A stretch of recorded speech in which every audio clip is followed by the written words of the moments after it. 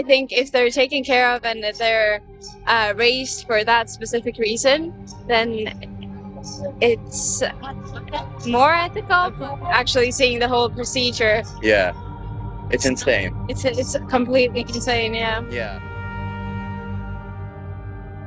A second. Let me ask you, how important is consent to you? You'll understand in the end of the experiment what this is about. How important is consent to you?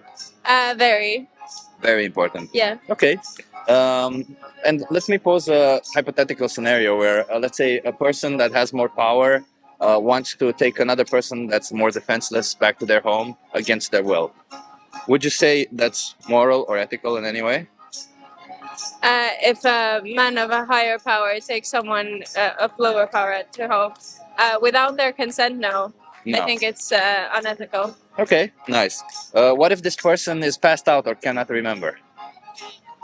Even more immoral. Okay, I like that. What if this person is mentally challenged or not intelligent enough to understand or cannot express consent? It's taking advantage of somebody, so it's completely unethical. I like that. What if the person look different? Maybe they have a different skin color, maybe a lot of hair. I don't know. It doesn't make it any less unethical, in my opinion. I like that. So regardless what the person looks like, regardless what state the person is in, and regardless if they can consent or not, consent should still be given, right? Yes. Okay. What if the person who wants to take them back to their house really wants to do it?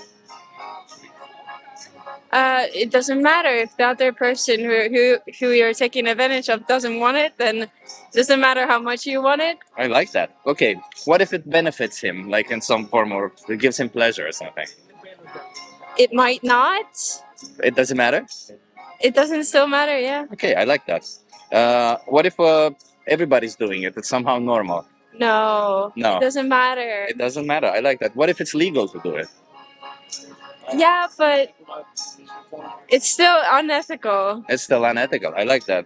Okay. And what if, I don't know, it's a tradition to do it? What if people have been doing it for so long that it's a tradition?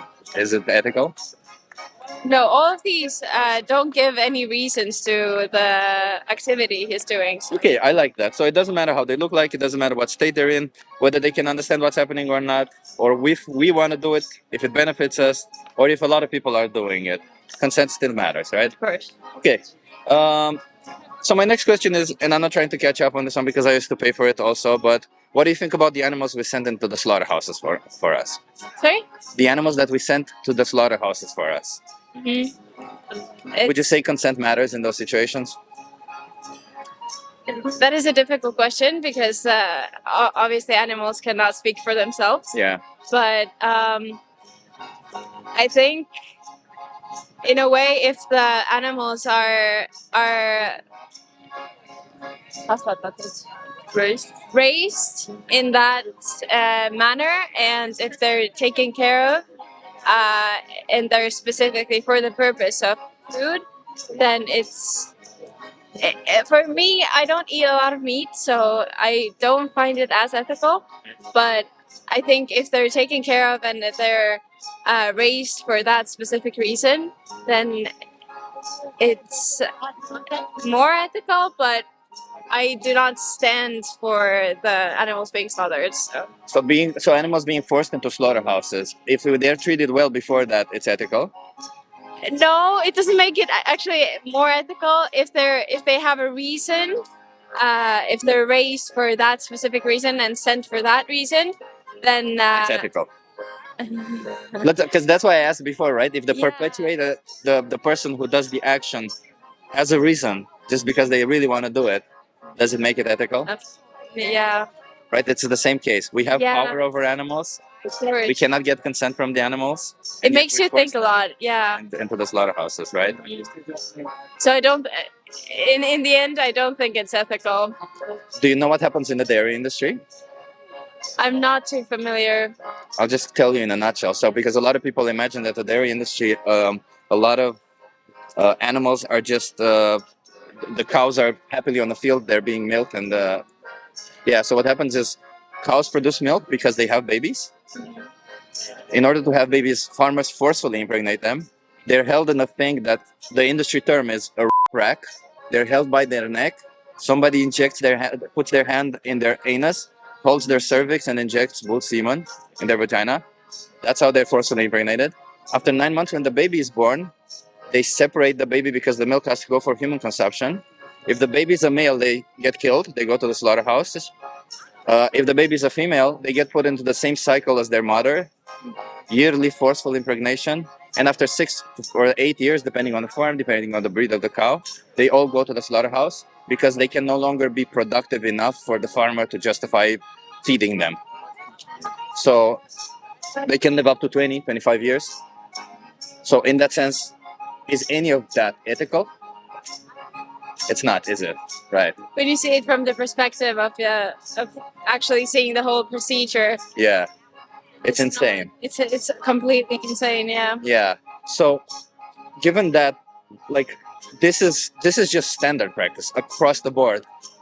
This is a biological, free range, all of it. This is just the best of the best. In other situations, it gets even worse, right? So my question to you is then, because if you think this is unethical, would you say then buying or paying farmers to do it is unethical?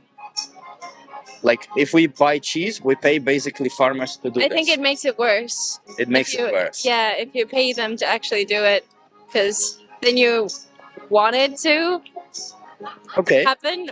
I like that. Okay, so then would you say that it's unethical to buy cheese, milk, dairy, any of these animal products that support this industry?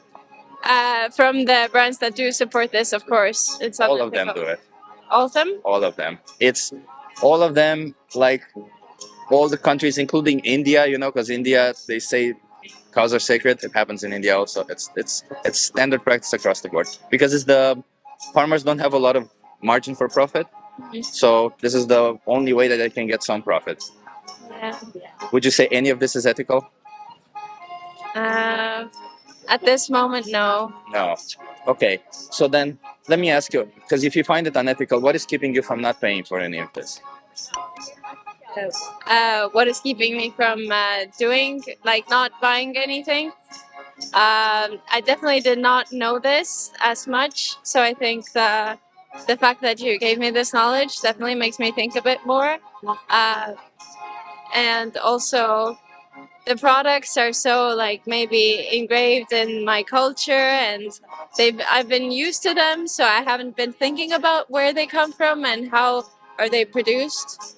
So I think it's just everyday routine that is just fading all of the different bad things behind it.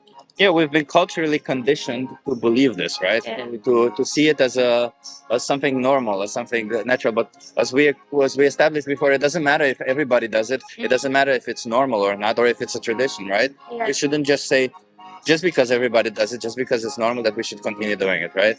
What would you call a person that does not contribute to any of this, who does not pay for animal products? Who doesn't buy any animal products? Yes. Yeah, a vegan, vegetarian, and yeah. Vegan is a good word. Vegan, Vegetarians yeah, pay for vegetarian dairy, and right? milk, Yeah, and as you heard, it's Yeah. the same thing as meat, Yeah. basically. So veganism means that we oppose the commodification of animals. We oppose the idea that animals should be treated as objects, Yes. because as you've heard from this, from me telling you how the dairy cows are treated, they're basically treated like objects. Farmers love them, but they love them just like I love my laptop, right? Yeah. So as a vegan, I'm a vegan. As vegans, we oppose the idea that animals should be treated as objects. We recognize that they have sentience. That means they feel, they have emotions, they experience the world around them. And with all this, we want them to have the right to their own body, the bodily autonomy, and to their own life, basically, right?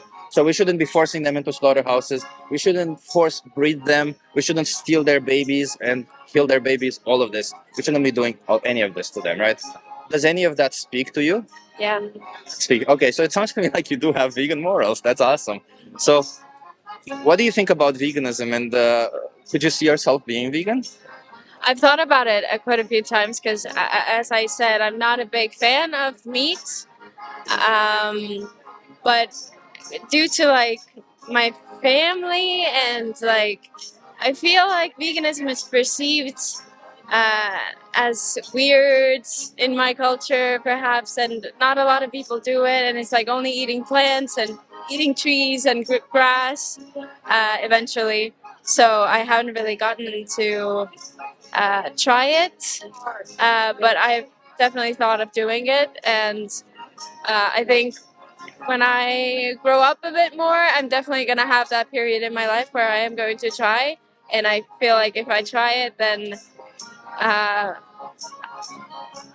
the morals do speak to me. So I think it's a good idea. So then let me ask you a bit more, because you said with your family you have some issues with this. We're actually have to go to the 2 minutes. Okay, 2 minutes. 2 minutes. If your family would, do you like dogs or cats? Which one do you like? I like both. I wouldn't own one, but I do like them. Let's say if your family were to cut out a dog and put it in front of you, would you consume the dog? Would I what? Would you eat the dog? Never. No. So then what is the difference between a dog and a cow that justifies the difference in treatment? What is the morally significant difference? There's nothing. There's nothing, right? Yeah, so in that sense, we, on their behalf, if you think about it from their perspective, they're all the same, right? Yeah. So then you do have a choice with your family. You see what I mean? That's kind of what I wanted to point it out. So I mean that's basically it. I don't wanna push you too much, but I'll give you a card because you said you have to go, and I want to respect your time. Yeah. So on this card, let me just tell you real quick. On this side right here, if you scan this code or if you go on this website and put in this code, there is a thing called Challenge 22. Okay. If you subscribe to it, it gives you recipes every day on how to be vegan. Okay. There's also personalized help. Somebody will log in with you on the Discord server and help you further. All of it is free. But if you scan this or go here and put this code in, there's one thing that I want you to watch. It's called the most important speech you'll ever hear. I'm going to challenge your belief systems today, so certain parts of the speech will be intense. It just will teach you about the practices in animal industry, and then you get to make a decision for yourself, okay? It sounds to me like you have vegan morals, and I'm sure you probably have questions why we don't consume eggs or honey or some of it, right? What's your name? Elise. Elise, I'm Chip. Very nice. Nice to meet you. Well, how about you? Anna. Hannah, nice to meet you. Yeah, just think about it this way, right? Think from the perspective of victims, because we always have a choice. So why would we always choose the option where we inflict violence and cruelty towards animals? And do you recognize your responsibility in the matter? Yeah. You have a responsibility, right? And do you know what the number one benefit of being vegan? You can tell me? Animals don't die on your behalf, and you're not a hypocrite, because if you oppose it, you get to live up to your own moral standards. Yeah. Is that a good enough reason? Yeah, of course. Okay, give it a try, okay? I would say you have at least the responsibility to get informed. So get informed. Yeah. And then act, okay? Nice to meet you. Thank you very much. Have a good one. You too.